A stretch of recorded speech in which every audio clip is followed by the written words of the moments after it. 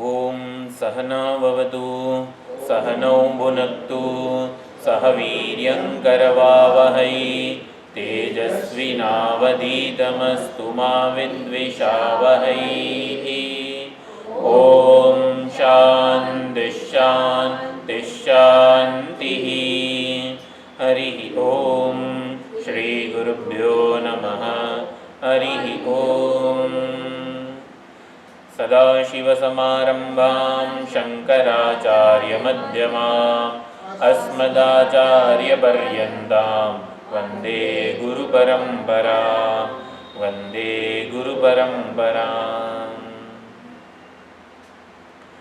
प्रपन्नपारिजाताय तोत्रवेत्रैकपाणये ज्ञानमुद्राय कृष्णाय गीतामृतदुहे नमः। सर्वोपनिषदो गावः दुग्धा गोपालनन्दनः पार्थो वत्सः सुधीर्भोक्ता दुग्धं गीतामृतं महद।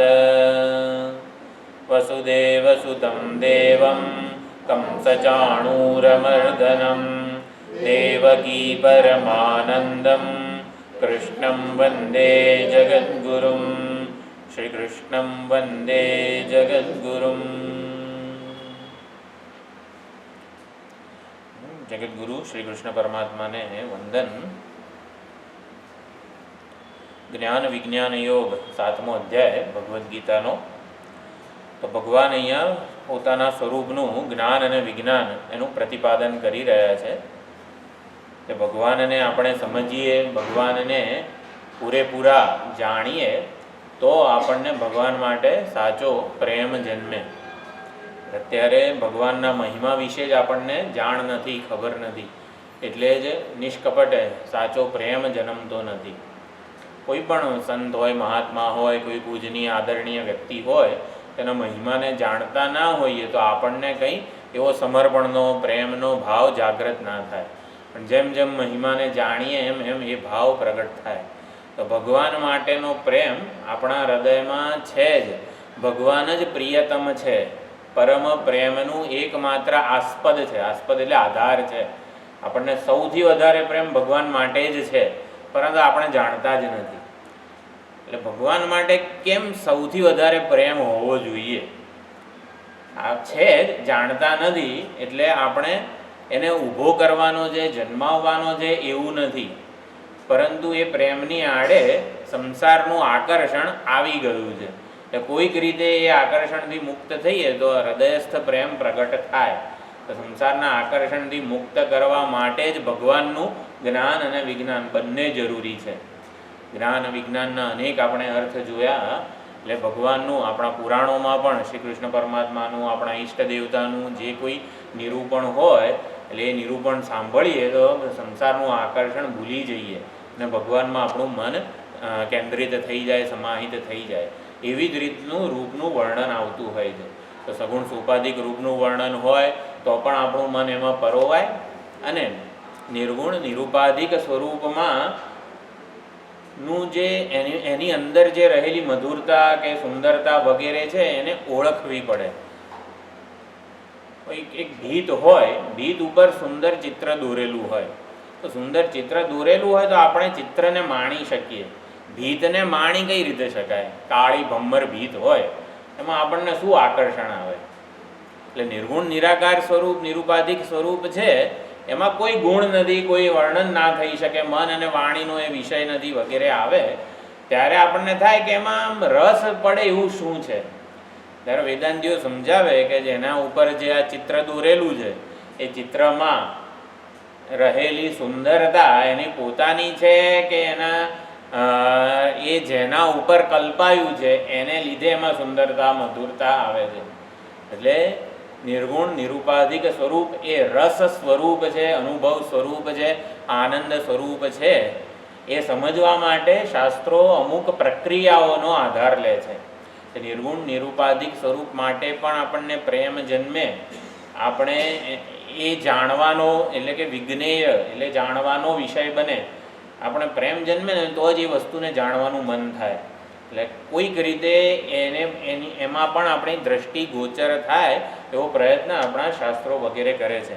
તો અહીંયા ભગવાન પણ કોઈક રીતે ભગવાન માટે આપણો જે પ્રેમ છે ધીમે ધીમે પ્રગટ થાય એવું વિચાર ભાથું આપ્યું. રસોહમપ્સુ કૌંતેય વગેરે જે દૃષ્ટાંત પૂર્ણિમા કહેવાય છે 15 દૃષ્ટાંતો વડે, એટલે ભગવાને પોતાની મહિમાનું વિભૂતિનું વર્ણન કર્યું અને એના દ્વારા આપણે ધીમે ધીમે ભગવાન માટે મહિમા આદર વગેરે જન્મે. આ બધું વર્ણન ભગવાન વિશે જેટલું છે, ભગવાન સર્વજ્ઞ છે, સર્વશક્તિમાન છે, જગતનું કારણ છે, જગતનો આધાર છે, એટલે બહુ તો ભગવાન માટે આપણને આદર જન્મે, માન જન્મે. ભગવાન માટે પ્રેમ કઈ રીતે જન્મે? કોઈ કે બહુ મોટા માણસ છે, આમ એનું સામર્થ્ય અહીંયા છે ને ત્યાં છે ને બધી જગ્યાએ છે, એનો એક ફોન થાય તો બધી જ આપણા કામ પાર પડી જાય. બહુ એ વ્યક્તિ માટે આપણને જરાક આદર ભાવ જન્મે, માન જન્મે, એનો પ્રેમ જન્મે એના માટે. એટલે ભગવાન આવું કરે છે, તેવું કરે છે, આમ જગતનું સંચાલન કરે છે, પાલન કરે છે, લય કરે છે, સંહાર કરે છે, વ્યવસ્થા કરે છે જગતનું. હા, જય શ્રી કૃષ્ણ ભગવાન, તમને ચરણ સ્પર્શ કરીએ, બધું કરીએ, પણ આમ પ્રેમ જન્મે ખરો ભગવાન બધું જગતનું ચલાવે છે વગેરે. જેટલું પણ વર્ણન છે ભગવાનનું એ કેવું એક પ્રકારની એક મહાનતાનો માપદંડ વગેરે આપણા હૃદયમાં જન્માવે, પણ આમ પ્રેમ કઈ રીતે જન્મે?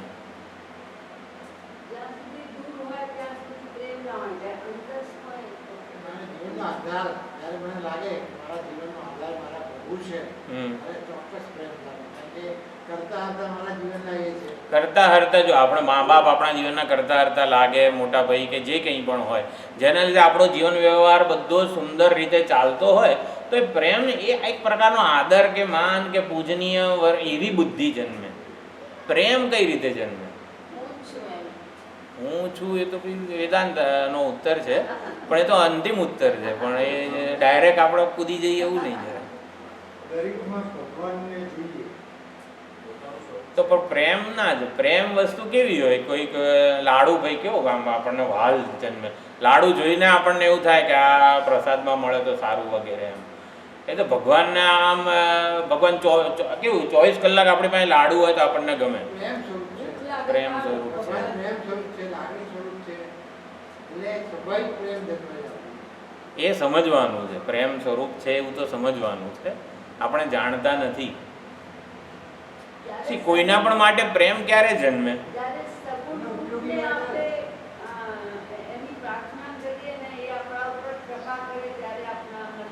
એટલે પરોક્ષ જ થાય ટૂંકમાં.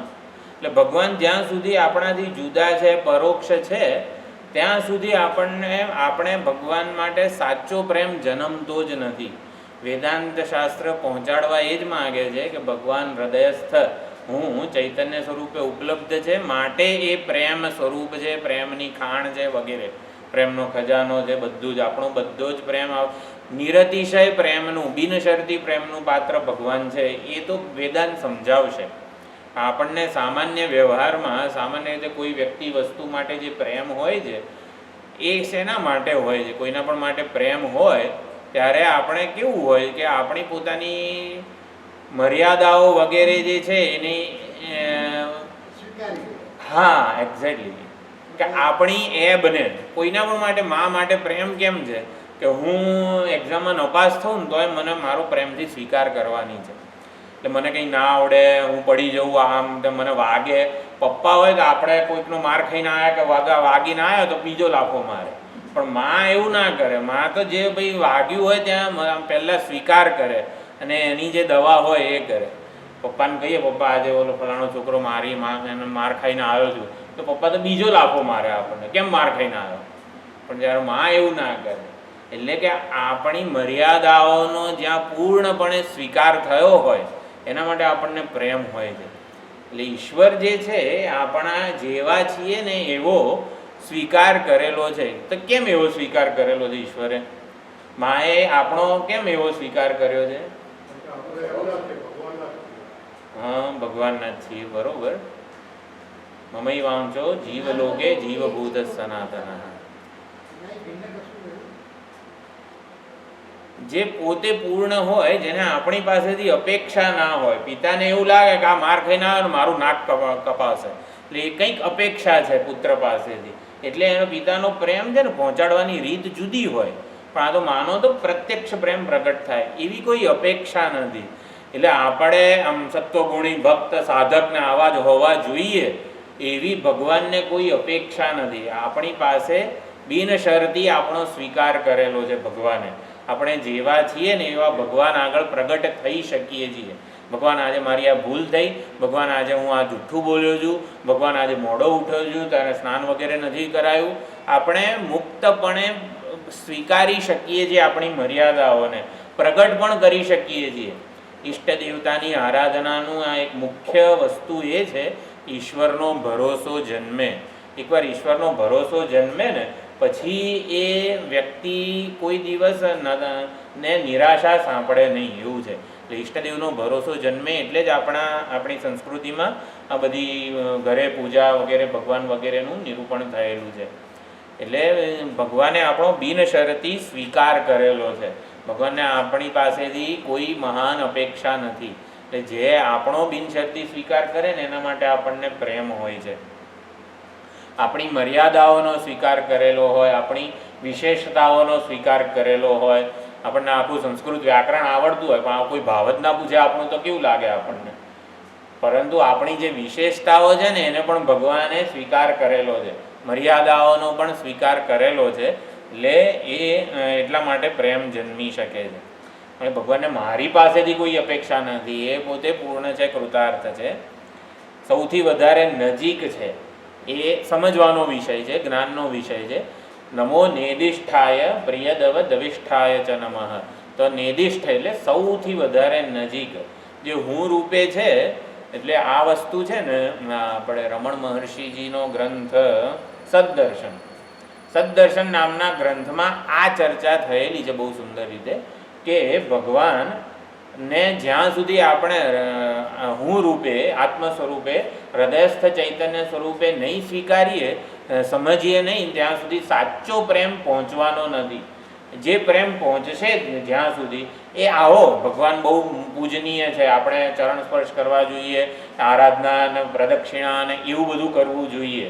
એટલે એક માન આદર જન્મે એ બધું જન્મ છે, પણ પ્રેમ તો જ્યારે ભગવાનને હૃદયસ્થ જાણીશું ત્યારે જ જન્મવાનો છે. બહુ સુંદર ચર્ચા, થોડી ગહન રમણ મહર્ષિજીનો ગ્રંથ છે એમાં થઈ છે. અને પછી શ્રદ્ધાપૂર્વક એવું માનીએ કે ભગવાનને આપણા યોગક્ષેમ વગેરેની ચિંતા છે, એટલે એણે જ ઈષ્ટદેવનો ભરોસો જેમ જેમ જન્મે એમ ઈષ્ટદેવ આપણા યોગક્ષેમ વગેરેની ચિંતાવાળા છે. મારે કંઈ, હું એમના ખોળામાં છું, હું સલામત છું એમના શરણમાં વગેરે વગેરે વિશ્વાસ જન્મે ત્યારે પણ પ્રેમ જન્મતો હોય છે. પછી ભગવાન કઠોપનિષદમાં સા કાષ્ઠા સા પરાગતિ, એટલે ભગવાન જ આપણા જીવનની પરાકાષ્ઠા છે, પરાગતિ છે. પરાગતિ એટલે આપણે સુષુપ્તિમાં ભગવાન સાથે એક રૂપ થઈ જઈએ છીએ. આપણા બધા જ વ્યક્તિત્વના ખ્યાલો, અભિમાન, મર્યાદા, વિશેષતા બધું છોડીને ભગવદ સ્વરૂપે ભગવાન સાથે એક અભિન્ન થઈ જઈએ છીએ.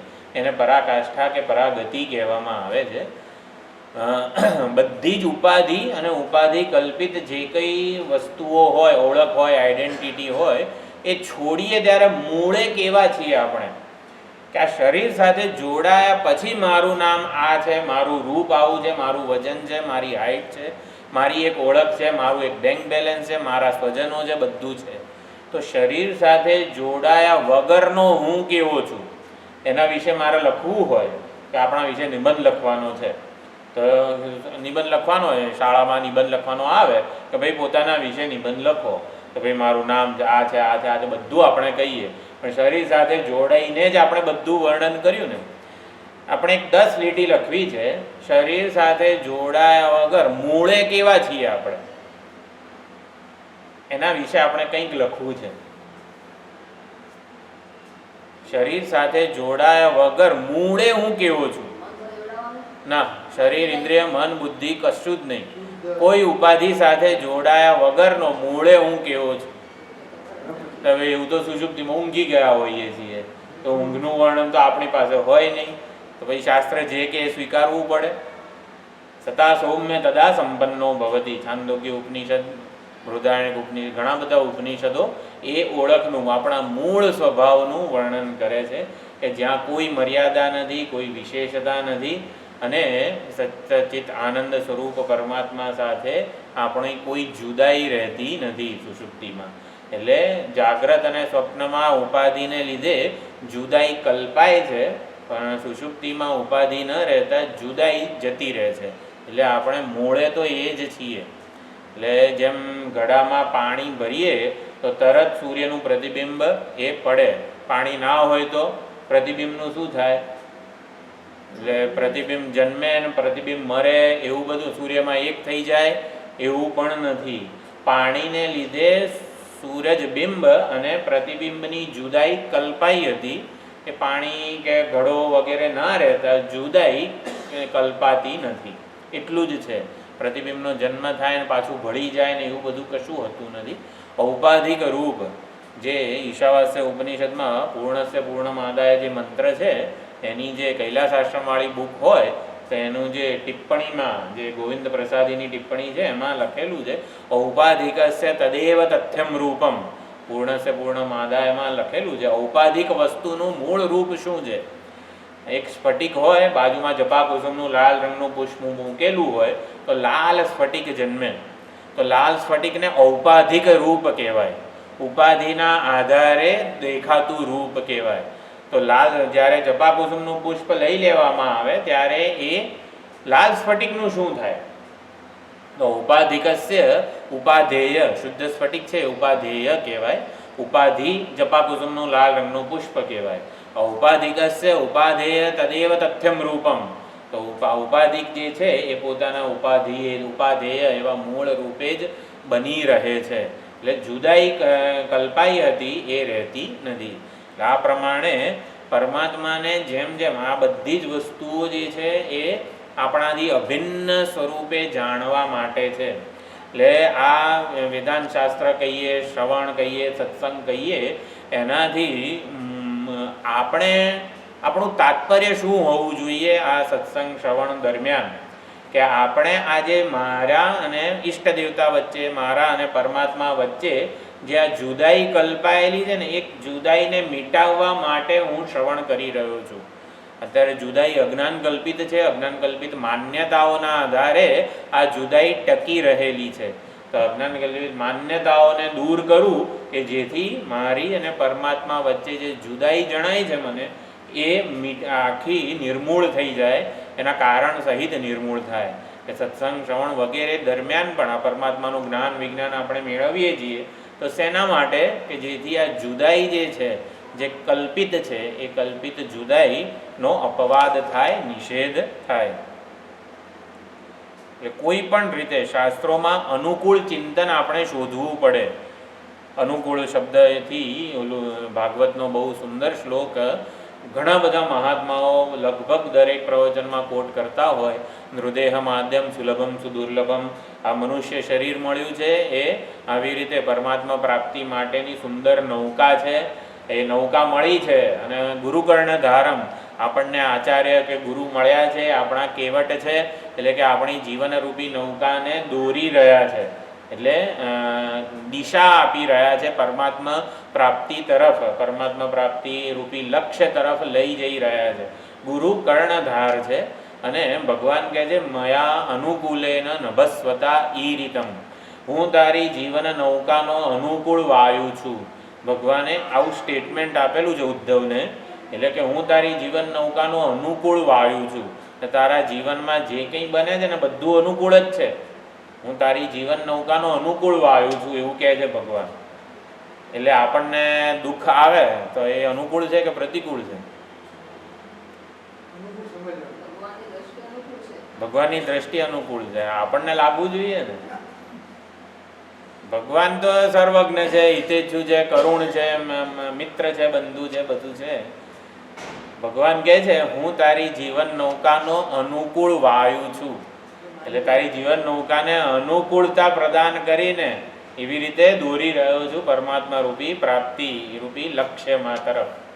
ગુરુ કર્ણધાર છે અને પરમાત્મા અનુકૂળ વાયુ છે. આપણા જીવનમાં જે એટલે એક ભક્તનો સમ્યક નિશ્ચય વ્યવસાય થાય કે ભગવાન જે કંઈ કરે એ અનુકૂળ છે એ શ્રદ્ધાનો વિષય છે. શ્રદ્ધા હોય એવું લાગે પણ ખરું આપણને, માન્યતાના આધારે જ જીવન જીવાય છે. જીવન કોઈક બાહ્ય પરિસ્થિતિના આધારે નથી જીવાતું, માન્યતાના આધારે જીવન જીવાય છે. માન્યતાઓ સુધારીએ બદલીએ તો આપણું જીવન સુખમય પણ થઈ શકે છે. અને માન્યતાઓ જ દુઃખી કરે છે, માન્યતાઓ જ સુખી કરે છે. એટલે માન્યતાઓનું જ જીવનમાં બહુ જ પ્રભુત્વ છે. એટલે માન્યતાઓને સુધારવાની છે શાસ્ત્રની મદદથી. એક માન્યતા એક શરૂઆતમાં આપણે રાખીએ કે ભગવાન અનુકૂળ વાયુ છે, પરંતુ એ શાસ્ત્ર સમર્થિત છે ને, માટે એ વેરીફાયેબલ ટ્રુથ છે. એટલે કે એ જાણી શકાય એવી વસ્તુ છે. એટલે ધીમે ધીમે ખબર પડે આપણને કે ભગવાન ખરેખર અનુકૂળ વાયુ રૂપે જ મારા જીવનમાં પ્રવર્તમાન છે, જીવંત છે. એટલે આવું સમજીએ ને ત્યારે પ્રેમ જન્મે. પ્રતિકૂળ સંજોગો આવે, લપડાક પડે આપણને, જાહેરમાં અપમાનથી માંડીને કંઈ અનેક બધી વસ્તુઓ થઈ શકે. શારીરિક, માનસિક, બૌદ્ધિક, સામાજિક ઘણી બધી તકલીફો આવે ત્યારે પણ ભગવાન અનુકૂળ છે. તો આવું વિકટ પરિસ્થિતિઓ હોય ત્યારે પણ ભગવાન અનુકૂળ છે. એના માટે શું કરવું પડે આપણે? પક્ષપાત, એટલે કે પક્ષપાતને નહીં, આપણે દલીલ, વકીલાત કરવી પડે. શાસ્ત્ર ભગવદ વાક્યની વકીલાત કરવી પડે. વકીલાત કરવી પડે એટલે એ પક્ષે દલીલો કરવી પડે. તો આપણે છે ને રામચરિત માનસ હોય, ભાગવત હોય, ભગવદ્ ગીતા હોય, જે કોઈ ગ્રંથો આપણને ખબર હોય એમાંથી આ વાક્યના સમર્થનમાં કેટલીક યુક્તિઓ શોધવી પડે. એ થોડું કામ કરવું પડે આપણે. ભગવાન ક્યાંથી અનુકૂળ હોય? તો જો ભાઈ રામચરિત માનસમાં આવું કીધું છે ને, માટે આ વાક્ય સાચું છે. જેમ ભાષ્ય આપણે ભણતા હોઈએ કોઈ પણ ઉપનિષદનું, તો ભાષ્યકાર કેવું બીજા શ્રુતિનું સમર્થન આપે છે, ઇતિ શ્રુતે હે એમ કરીને. તો શેના માટે સમર્થન આપવાની જરૂર છે? તો આવું કામ જે કરે છે ભાષ્યકાર, ભલે ભાષ્યકાર સર્વજ્ઞ છે અને બધું છે, પણ આપણે પણ શોધવું પડે. આવા અનુકૂળતા સંબંધી કોઈક વિચાર હોય, કોઈક યુક્તિ હોય, તો રામચરિત માનસમાંથી ને આમાંથી ને તેમાંથી ક્યાંકથી શોધી કાઢવી પડે. એટલે એ આપણે દલીલ કરવી પડે, ભગવાનના પક્ષે રહીને બોલવાનું છે. આપણે સામાન્ય રીતે આપણા પક્ષે રહીને, એટલે કે આપણી અનુકૂળતા પ્રતિકૂળતા ગમા અણગમાના પક્ષે રહીને આવું કેમ ભગવાને કર્યું? એટલે ભગવાનને હામા પક્ષમાં રાખીએ અને આપણે ક્યાં ઊભા રહીએ? આપણી અનુકૂળતા પ્રતિકૂળતાના પક્ષે. આવું કેમ કર્યું? આદુ ખાઈને પાછળ પડ્યો છે, આમ સવારથી આમ તેમ બધું થાય છે. એટલે આ ભગવાનને જુદા પક્ષ, એટલે આપણે ઉઠીને એકચ્યુઅલી એના પક્ષમાં જવાનું છે અને એના પક્ષે રહીને એ સાચો છે એવી દલીલો શોધવાની છે. અનેક દલીલો મળશે, આપણે શોધીશું ને તો મળશે કે ભગવાન અનુકૂળ વાયુ જ છે આપણા માટે. એના માટે ઘણી બધી આપણે સત્સંગ વગેરે બધું કરીએ ત્યારે આપણને એના વિચારો મળી જતા હોય છે.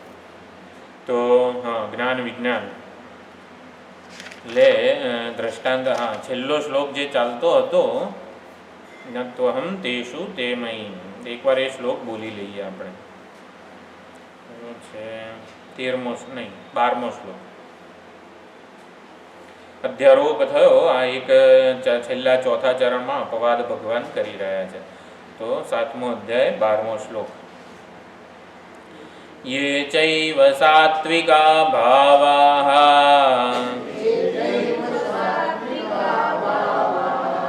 રાજસાસ્તામસાશ્ચ યે મત્ત એવેતિ તાન વિદ્ધિ નત્વહંતેષુ તે મયી.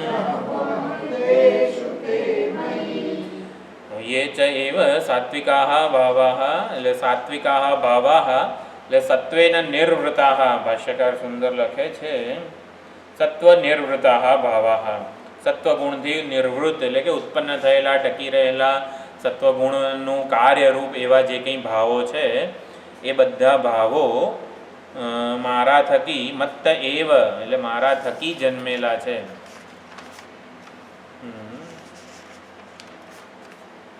એટલે સત્વ, રજસ, તમસ એ ત્રણ જે માયાના ગુણો છે, યોગશાસ્ત્રમાં એના રંગ, એટલે સફેદ સત્વગુણનો રંગ, કાળો તમસ ગુણનો અને લાલ રજોગુણનો રંગ છે. એટલે માયા કોઈક દ્રવ્ય નથી કે જેમાં લાલ કણો થોડા છે, સફેદ કણો થોડા છે, કાળા કણો, કાળા રંગના થોડા કણો છે, એવું દ્રવ્ય નથી. માયા શક્તિ રૂપ છે, એનર્જી. એટલે 3 પ્રકારનું કાર્ય જન્માવવાની શક્તિ માયામાં છે. એટલે સત્વગુણ એટલે 3 પ્રકારના જે ગુણ છે, 3 ગુણ એટલે 3 પ્રકારનું કાર્ય જન્માવવાની શક્તિ આ માયામાં છે. તો માયાના 3 ગુણ એટલે માયા દ્રવ્ય નથી, એ મેટર નથી, એનર્જી રૂપ છે. એટલે એ પ્રમાણે 3 પ્રકારનું કાર્ય ઉત્પન્ન કરી શકે છે. બીજાને જાણી શકે, બીજાને પ્રકાશિત કરી શકે, એ બધા સત્વથી નિર્વૃત ભાવ કહેવાય. તો બીજાને પ્રકાશિત કરી શકે, જાણી શકે, એ શું છે? તો આપણી મન અને જ્ઞાનેન્દ્રિયો વગેરે જે છે એ ચ એવ સાત્વિકાહ ભાવાહ. તો સાત્વિક ભાવો કે જે બીજાને જાણી શકે. તો મન, બુદ્ધિ, જ્ઞાનેન્દ્રિયો આ બધું જેમાં જ્ઞાન શક્તિ વગેરે પ્રગટ થતી હોય છે એ સાત્વિક ભાવ છે. પછી જેમાં કાર્ય કરવાની શક્તિ છે, ક્રિયા શક્તિવાળા છે, કે જે બીજાને પણ ક્રિયાન્વિત કરી શકે છે. તો આપણી કર્મેન્દ્રિયો અને પ્રાણ જે છે એ રાજસ ભાવ છે. તો એ ચૈવ રાજસાહ ભાવાહ. તો પ્રાણ અને કર્મેન્દ્રિયો વગેરે જે છે રાજસ ભાવ છે, અને એટલે રજસથી નિવૃત્ત થયેલા છે. અને તમસ ગુણવાળા એટલે જે બીજાને જાણે પણ નહીં અને પોતે પણ કંઈ કરે નહીં, ખુરશીની જેમ એક જગ્યાએ બેઠા હોય. તો તમસ ગુણ એટલે જડ પ્રધાન જે કંઈ પણ છે શરીર વગેરે, આ બધી વસ્તુઓ મારાથી જન્મેલી છે. મત્ત એવ ઇતિ તાન વિદ્ધિ. તો ભગવાન અહીં કહી રહ્યા છે મારા થકી આ બધા જન્મેલા છે. તો હું બધામાં આવી રીતે અધિષ્ઠાન થયા વ્યાપ્ત છું, ઉપલબ્ધ છું. એટલે આ બધી જ વસ્તુઓ આગળનો જે શ્લોક આવશે એમાં એટલે આ બધું 3 ગુણો જે અપરા પ્રકૃતિમાં તમને દેખાય એશા એવી રીતે આવશે. એટલે અપરા પ્રકૃતિમાં આવી રીતે હું ઉપલબ્ધ છું, બધામાં આવી રીતે રહેલો છું. પરંતુ નતુ અહમ તેષુ તે મહી. એટલે હું એમનામાં નથી, એ બધા મારી અંદર છે, એટલે હું એમને અધીન નથી. અહીંયા ભાષ્યકારે નતુ અહમ તેષુ એટલે યદ્યપિ તે મત્તઃ જાયન્તે નતુ અહમ તેષુ તદ અધીન તદ વશઃ. કે હું એમને અધીન નથી, હું એમને વશ નથી, હું એને પરાધીન નથી. એટલે સત્વ રજસ તમસથી નિવૃત્ત જે બધા ભાવો છે એ જન્મે ત્યારે પછી હું એને અધીન થઈ જાઉં એવું નથી, પરંતુ તે મારામાં કલ્પિત છે. જેમ યથા સંસારીણ. તો સંસારી જે સામાન્ય પ્રાકૃત અજ્ઞાની કામી વગેરે જે છે, સત્વગુણનો ઉદય થાય કે સત્વ પ્રધાન જે ભાવો છે એ વ્યક્ત થાય ત્યારે એને અધીન થઈ જાય, એને વશ થઈ જાય. સત્વને વશ થાય તો કેવી પ્રવૃત્તિઓ થાય? જ્ઞાન વગેરે પ્રાપ્ત કરવાની ઈચ્છા થાય. રજસ ગુણ જ્યારે પ્રગટ થાય ત્યારે એને અધીન થઈ જાય, એને વશ થઈ જાય. એટલે પ્રવૃત્તિ, લોભ પ્રવૃત્તિરારંભ કર્મણામ અશમ સ્પૃહા રજસ્યેતાની જાયંતે વિવૃદ્ધે ભરતર્ષભ 18મા અધ્યાયમાં સત્વગુણનો ઉદય થાય ત્યારે શું થાય, રજોગુણનો ઉદય થાય ત્યારે શું થાય વગેરે ભગવાને સુંદર રીતે ત્યાં કીધેલું છે. એટલે સંસારીણ એટલે કે સામાન્ય લોકો એને વશ થઈ જાય, પરંતુ હું એને વશ નથી થતો, હું એનો પ્રેરક છું, પ્રયોજક છું. તો આ પ્રમાણે હું એના વિકારોથી વિકારી થનાર નથી. ને બીજો ભાવાહાનો અર્થ એવો પણ કર્યો કે બધા વિચારો, બધી લાગણીઓ જે છે એ આપણામાં આવી રીતે મત્ત એવ ઇતિ.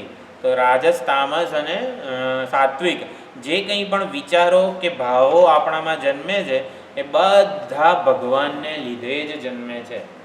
આપણા મનમાં જેટલી લાગણીઓ, જેટલા વિચારો, જે કંઈ ભાવો જન્મે છે સત્વ રજસ તમસ, એ બધા ભગવાનને લીધે જન્મે છે. ભાઈ આપણી શું જવાબદારી? આપણા ગ્રુપમાં લખ્યું છે કે એટલે બધા વિચારો જન્મે છે ભગવાનમાંથી. ને જે કંઈ પણ અત્યારે હું બોલું છું, આપણે સાંભળીએ છીએ વગેરે, તો એ કર્મો જે થાય છે એ કર્મો વિચારોની અભિવ્યક્તિ છે. કોઈ પણ કર્મ પહેલાં વિચાર રૂપે પ્રગટ થાય છે. વિચાર આવે, આજે સત્સંગમાં જવું છે એવો વિચાર આવે તો પછી એ પ્રમાણે કર્મ થાય. એટલે જેટલા કર્મો છે વિચારોની અભિવ્યક્તિ છે. અને વિચારો ક્યાંથી જન્મે છે? પરમાત્માને લીધે જન્મે છે, પરમાત્મામાંથી જન્મે છે. એટલે આપણે કરો લીલા લે, બધું ભગવાન જ કરે છે, એટલે આપણે કોઈ જવાબદારી નથી. બધું કરે છે ભગવાન. બધા અમે બધા લોકો કહેતા જ હોઈએ છે કથાકારોમાં, કથાકાર કે બધું ભગવાન કરે છે આમ તેમ. એટલે કે આપણી કોઈ જવાબદારી જ નહીં. પછી આમ તો મનુષ્યને આવી રીતે પુરુષાર્થ, ફ્રી વિલ આપવામાં આવેલું છે, પસંદગીની સ્વતંત્રતા. પસંદગીની સ્વતંત્રતા ક્યાં છે એ સમજવાનું છે.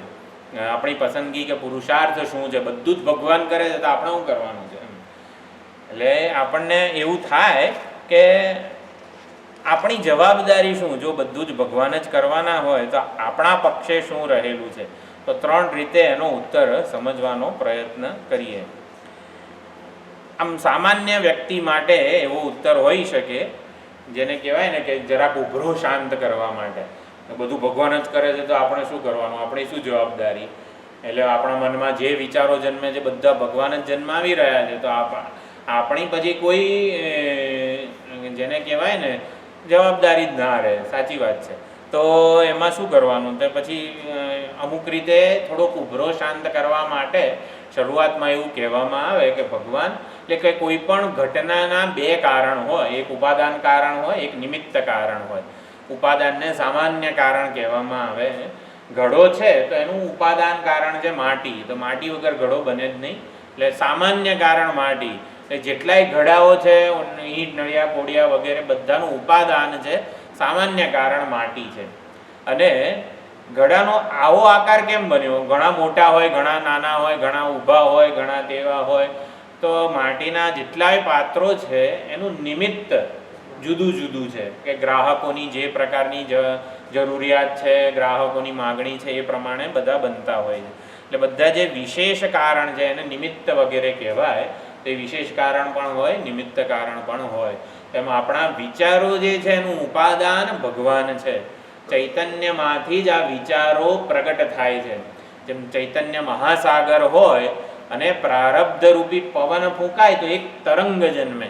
એ તરંગને વિચાર કીધેલો છે. સમજો આ યોગશાસ્ત્રની આ પદ્ધતિ છે કે ચૈતન્ય મહાસાગર અફાટ છે, એમાં આવી રીતે એક તરંગ જન્મે છે, એને વૃત્તિ કીધેલી છે. તો જેટલા પણ વિચારો, લાગણીઓ વગેરે જે છે એ આવી રીતે ચૈતન્ય રૂપી ઉપાદાન. તરંગનું ઉપાદાન શું, તો કે પાણી. તો એવી જ રીતે પરમાત્મા, સચ્ચિદાનંદ સ્વરૂપ પરમાત્મા જ આ સમગ્ર બધા જીવોના વિચારોનું સામાન્ય કારણ છે, ઉપાદાન છે. પરંતુ એક તરંગ નાનો છે, બીજો મોટો છે. એક તરંગમાં ફીણ પરપોટા વધારે છે, બીજામાં નથી. આવી બધી અનેકતા, વિવિધતા શેના લીધે છે તરંગોમાં, ઘડામાં, સુવર્ણના અલંકારોમાં? તો કે નિમિત્ત બધાનું જુદું છે. એટલે કે બધાના કર્મો, સંસ્કારો, પસંદગીઓ બધાની જુદી જુદી છે. એટલે આટલા વિચારોનું વૈવિધ્ય છે.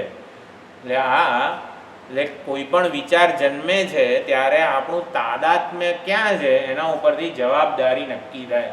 આપણે કહીએ બધું ભગવાન કરે છે તો આપણી શું જવાબદારી, ત્યારે આપણું તાદાત્મ્ય, આપણું જેને કહેવાય ને આઈડેન્ટિટી શું છે એના ઉપર જવાબદારી નક્કી થતી હોય છે. એટલે વિચારો જન્મે છે, વિચારો સાથે તાદાત્મ્ય કરી લઈએ, વિચારો ઉપર માલિકી ભાવ જન્માવીએ. આ મારો વિચાર છે, મારામાં સારો વિચાર જન્મ્યો, અરે રે આજે વળી સત્સંગ કરવાનો હતો, મારામાં આટલો ખરાબ વિચાર કઈ રીતે જન્મ્યો, આવું મારાથી કઈ રીતે થઈ ગયું. વિચારો સાથે જ્યારે માલિકી ભાવ અથવા તો તાદાત્મ્ય થઈ જાય તો પછી આપણી જવાબદારી છે. એટલે આપણું કોની સાથે તાદાત્મ્ય થાય છે, આપણે કોની સાથે જોડાયેલા છીએ. વિચાર જેવો જન્મ્યો નથી ને તરત જોડાઈ જ જઈએ છીએ આપણે કે આ વિચારમાં આપણે વિચારતા, એટલે આપણે અંતર ઊભું કરતા નથી. કોઈ પણ વિચાર જન્મે ત્યારે જેને પૂજ્ય સ્વામી દયાનંદજી મહારાજ 2 સ્ટેપ રિસ્પોન્સ એવી રીતે સમજાવે છે. એક ક્ષણ માટે થોભી જઈએ કે આ વિચારને સાથે કઈ રીતે હું ડીલ કરું. તો 2 સ્ટેપ રિસ્પોન્સથી પણ આ તાદાત્મ્ય સંકેલીને આપણે પરમાત્મા સાથે જોડી શકીએ છીએ. અને આવેગાત્મક જ્યારે વ્યક્તિત્વ હોય ત્યારે તો આવી કોઈ થોભવાની ઓલી ક્ષણ જ હોતી નથી. પરંતુ વિવેકાત્મક ઘણા લાંબા સમયપૂર્વક આપણે અભ્યાસ કરેલો હોય તો આપણે એક ક્ષણ થંભી જઈએ, રોકાઈ જઈએ, વિચારો સાથે તાદાત્મ્ય ન કરીએ. તયોર્ન વશમાગચ્છેત તૌ યસ્ય પરિપંથિનો. વિચાર કેમ જન્મ્યો, મારા હું તો સાધક છું, વેદાંત ભણું છું, શ્રવણ કરું છું, આવો વિચાર કેમ જન્મ્યો. વિચાર જન્મે ને ત્યારે આપણે તાદાત્મ્ય ન કરવાની સ્વતંત્રતા કેળવવાની છે. એ કેળવવી પડે. અને પછી બીજે ક્ષણે જે રિસ્પોન્સ, આ વિચાર જન્મ્યો છે, પૂર્વના અનેક સંસ્કારો અનાદિકાળના છે એટલે જન્મી શકે છે. એની સાથે ન જોડાવું આપણા હાથમાં છે. એટલે એ સ્વતંત્રતા કેળવી શકીએ છીએ. એટલે ઉપાદાન અને નિમિત્ત આ પ્રમાણે શરૂઆતમાં એક ઉત્તર આપી દેવામાં આવે કે જેથી ઉભરો શાંત થાય કે ભગવાન જ બધું કરે છે તો આપણી શું જવાબદારી છે. હવે એક ભક્તને પૂછીએ કે બધું ભગવાન કરે છે તો તારી શું જવાબદારી છે. કોઈક ભક્તને ભક્તિ સંપ્રદાય પ્રમાણે આપણે જો એના ઉત્તરને સમજવાનો પ્રયત્ન કરીએ તો ભક્તનો શું જવાબ હોય. હા, એટલે ઉપાદાન અને નિમિત્તન માટે ઉદાહરણ સમજી લઈએ તો ગાડી છે, ગાડી ચાલે છે રસ્તા ઉપર, તો સામાન્ય ઉપાદાન શું છે? કોઈ મશીન છે, પેટ્રોલ છે, આ છે, તે છે, જે બધી ગાડીઓમાં સામાન્ય હોય. પરંતુ નિમિત્ત બધાનો જુદો જુદો છે. એ ડ્રાઈવર, તે ચલાવનાર કોણ છે? ડ્રાઈવર બધી ગાડીઓમાં જુદો જુદો છે. એટલે અનેકતા વિવિધતા, બધાની સ્પીડ જુદી છે ને આ જુદું છે ને તે જુદું છે. એક જ મોડેલ હોય મારુતિ 800 કે જે અત્યારે કયું વધારે જે ચાલતું હોય, તો એ મોડેલ પણ જુદી જુદી કેટલી સ્પીડે આમ તેમ વગેરે ચાલે છે. તો કઈ રીતે ભાઈ ડ્રાઈવરોની અનેકતા વિવિધતા પોતાની પસંદગી પ્રમાણે બધા વાહનો ચાલે છે, તે પ્રમાણે પણ સમજી શકાય. એટલે બધું ભગવાન જ કરે છે, જ્ઞાનનો દુરુપયોગ નથી કરવાનો. જેમ કે કોર્ટમાં કોઈ કહે કે બધું ભગવાને કર્યું, મેં કોઈ પાપ નથી, મેં કોઈ ચોરી નથી કરી, તો એ ના ચાલે. જ્ઞાનનો દુરુપયોગ નથી કરવાનો, બધું ભગવાન કરે છે. આ વસ્તુને, આ બધું ભગવાન કરે છે, આ વાક્યને સમજવું કઈ રીતે? જો ભક્તનો શું એટીટ્યૂડ હોય છે, ભક્તોને ખરેખર માણવા જેવા છે. ખરેખર આમ આપણે ખાલી એ ભક્તના વિચારોને આમ વાંચીએ સમજીએ ને તો પણ એટલું હૃદયમાં ભાવ જન્મે છે કે ખરેખર ભગવાન કરતાં આ બધા ભક્તો જ મહાન છે. ભગવાન તમે નહીં, આ ભક્તો મહાન છો એવું આપણને કહેવાનું મન થાય. કે ભક્ત એવું કે બધા વિચારોની માલિકી તો ભગવાનની છે. હવે વિચારોની માલિકી ભગવાનની છે એટલે કર્મોની માલિકી પણ ભગવાનની થઈ. બધું ભગવાન જ કરે છે. એટલે કર્મો અને વિચારોના માલિક ભગવાન જ છે. એટલે ભગવાન જ કરે છે. તો પછી આપણે જે કંઈ અત્યારે બોલીએ, સાંભળીએ, કરીએ અત્યારે એ કોણ કરે છે? તો ભક્ત કે ભાઈ ભગવાન જ કરે છે. તો ભગવાન જ જો કરતો હોય તો એ કેવું બોલે, કેવું કામ કરે, કેવી રીતે કરે, કયા ભાવપૂર્વક કરે? ભાઈ અત્યંત કરુણાપૂર્વક, પ્રેમપૂર્વક, બીજાને આનંદ આપવા માટે, બીજાને ખુશ કરવા માટે, બીજાને સંતોષ જન્મે એ રીતે કરે. એ રીતે કરે ને તો એટલે ભગવાન જ બધું કરે છે. આ વાક્યનો અર્થ શું થાય?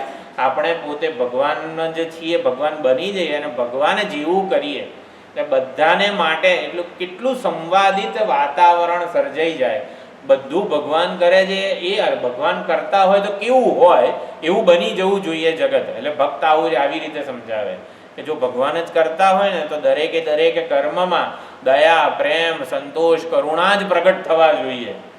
સદચિત અને આનંદ એ સ્વરૂપ છે પરમાત્માનું. એને પારમાર્થિક સ્વરૂપ કહેવાય. પારમાર્થિક એટલે કાયમ માટે રહેનારું, દેશકાળ વગેરેની કોઈ સીમા વગરનું વગેરે.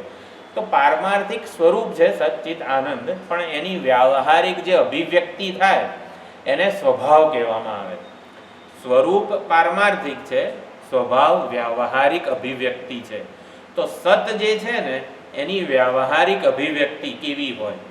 સત સ્વરૂપ જે છે એની વ્યાવહારિક અભિવ્યક્તિ સર્વનો સ્વીકાર હોય. એટલે ભક્ત હોય એ સર્વનો સ્વીકાર કરે. સર્વની મર્યાદાઓ અને વિશેષતાઓ, પોતાની મર્યાદાઓ અને વિશેષતાનો પ્રેમથી સ્વીકાર કરે. ચિત્ત હોય ત્યારે એ કયા સ્વભાવ રૂપે પ્રગટ થાય? આનંદ હોય ત્યારે બધા માટે પ્રેમ જન્મે. એટલે આનંદ પારમાર્થિક સ્વરૂપ છે પરમાત્માનું, વ્યવહારમાં પ્રેમ, કરુણા વગેરે રૂપે પ્રગટ થાય છે. એટલે સર્વત્ર પ્રેમ, કરુણા જ પ્રગટ થાય ભક્તથી. એટલે કે એવી જ પ્રકારે એ વર્તન કરે. એટલે ભગવાન જ બધું કરે છે. જ્ઞાન હોય તો આવું જ હોય હકીકતમાં તો. અને એક બીજો જે વેદાંતનો અંતિમ જે સિદ્ધાંત છે, અત્યંત ગહન સિદ્ધાંત, બધું ભગવાન કરે છે એટલે સમજવું હોય તો આપણે એક ઓલું જે ભરતકામ હોય એમાં ચિત્ર દોરેલું હોય, રામ અને રાવણનું યુદ્ધ થતું હોય. રામ એટલે આ બાજુ રામજી પિતાંબર ને એવી રીતે જે ઓલું વનવાસી વેશ હોય એ ધારણ કરીને ઊભા છે, હાથમાં ધનુષ બાણ આમ લઈને, આ બાજુ રાવણ 10 માથાવાળો, એવું એક ચિત્ર આમ હોય એમાં દોરેલું હોય. એમાં આપણે તિલક કરવાનું છે, ચંદનનો સુંદર આવી રીતે તિલક ને લેપ આમ ઘસ્યો છે. તો તો આપણે રાવણને તિલક કરીશું કે રામજીને તિલક કરીશું? રામજીને કરીશું. આપણે રાવણ બોલીએ છીએ ને રામજી બોલીએ છીએ. કેવું આવું વસ્તુ છે નહીં? એમ કેવું એમ જ સ્પોન્ટેનિયસલી બોલાઈ જાય છે એમ કે તિલક રામજીને જ થાય ને, રાવણને થોડું તિલક કરવાનું હોય. રાવણ બ્રાહ્મણ હતો પણ બ્રાહ્મણને તિલક ના કરવાનું હોય. આમ ત્રિપુંડ કે એવું કંઈ ના કરાય. એટલે એક જ દોરો છે. એમ મેં શરૂઆતમાં ઉદાહરણ આપ્યું ને, ભીત જ છે, ભીત ઉપર ચિત્ર કલ્પાય છે. એવી જ રીતે આ બધી વસ્તુઓ જે છે, નતુ અહમ તેષુ તે મયી, એના માટે આપણે આ વિચારણા કરેલી છે કે બધું જ ભગવાનમાં છે, છતાં ભગવાનમાં કશું નથી. આવું ક્યારે હોય? જ્યારે આ વસ્તુ વ્યવહાર જે છે બધો ને બધો પરમાર્થ ઉપર કલ્પિત હોય. આ વસ્તુને નતુ અહમ તેષુ નતુ તે મયી એ રીતે સમજીએ ને તો ઘણી સરળતાથી સમજી શકાય છે. બધું જ ભગવાન કરે છે. હકીકતમાં શેના માટે એવું કહેવામાં આવે છે કે બધું ભગવાન કરે છે? આપણું કર્તૃત્વ એ નરી ભ્રાંતિ છે, એ કોઈક રીતે છૂટે ને એના માટે એવું કહેવામાં આવે છે કે બધું ભગવાન કરે છે. આપણે બોલીએ છીએ વગેરે, આપણને એવું લાગે કે હું બોલું છું, હું સાંભળું છું, હું જોઉં છું, એ નરી ભ્રાંતિ છે. એ માન્યતા માત્ર છે, હકીકત નથી. આપણે કંઈ બોલીએ ના શકીએ, આપણે કંઈ જોઈ ના શકીએ, કશું કરી શકીએ નહીં. આપણે અકર્તૃ ચૈતન્ય સ્વરૂપ જ છીએ, પરંતુ એ જલ્દીથી સ્વીકારી શકાય એવું નથી. હું કંઈ કરતો જ નથી. હા, આટલું બધું બોલું છું, ક્યારનું ગળું દુખે છે મારું, પણ હું કંઈ કરતો જ નથી. આમાં એવું લાગે આપણને. હકીકતમાં આપણે કંઈ જ કરતા નથી. આપણે માત્ર માનેલું છે. આપણે કમાયું શું છે? એક મિથ્યા અભિમાન આપણી પોતાની પ્રોપર્ટી છે. બાકીની બધી ભગવાનની છે પ્રોપર્ટી. એટલે આ બધું ભગવાન કરે છે. શેના માટે કહેવામાં આવે છે? આપણે બોલીએ છીએ ભગવાન કરે, વિચારીએ ભગવાન વિચારે છે, અને આ વિચારો પ્રેરે છે. હકીકતમાં આપણે કંઈ કરતા નથી. એ સમજાવવા માટે જ છે. સમુદ્ર મંથનની લીલાનું આધ્યાત્મિક અર્થઘટન એ જ છે કે સમુદ્ર મંથન થયું ત્યારે ભગવાને વિષપાન કર્યું. કર્તૃત્વ રૂપી વિષને આપણે પચાવી શકીએ એમ નથી. આપણે કરતા બનીએ ને તો કોઈ રીતે આપણે કર્મથી મુક્ત થઈ શકીએ જ નહીં. એટલે કર્તૃત્વ રૂપી વિષ ભગવાન જ પચાવી જાણે છે. ભગવાનને કહીએ, ભગવાન તમે જ બધું કરો છો, તમે જ સર્વ કરતા છો, તમે જ કર્મદાતા છો, કર્મફળ દાતા છો, ને બધું છો. કર્તૃત્વ રૂપી વિષ ભગવાનને આપીએ તો આપણને અમૃત મળે. એટલે કર્તૃત્વ રૂપી વિષ છે એ ભગવાનને પીવડાવી દઈએ ને, એટલે ભગવાનને માયાપતિ અથવા તો સર્વજ્ઞ છો, સર્વશક્તિમાન છો, સર્વસમર્થ છો, સર્વહિતેચ્છુ છો, આવું બધું વિષ ભગવાનને આપી દઈએ, જેથી આપણને અમૃતનો લાભ થાય. એટલે ડાયો માણસ આવું કરે. ભક્તની રીતે પણ સમજ્યા, વેદાંત આ રીતે સમજાવે કે હકીકતમાં કર્તૃરૂપી ભગવાનને આપી દઈએ તો આપણને અમૃત મળવાનું છે. એટલે આપણે કંઈ કરતા નથી એવું જ સમજવાનું છે. આપણે કંઈ કરતા નથી એવું સમજવા માટે ભગવાનના હાથમાં, ચરણમાં, શરણમાં બધી જ વસ્તુઓ થઈ રહી છે એવું સમજવાનું છે. આપણા દ્વારા જે થાય બને એટલું સાત્વિક, કારણ કે કર્તૃત્વ ભગવાનને સમર્પિત ક્યારે થાય? જેમ જેમ સત્વ સાત્વિક બને ને એમ એમ સમર્પિત થાય. એટલે એ રીતે આ બધી ભગવાન જ બધું કરે છે.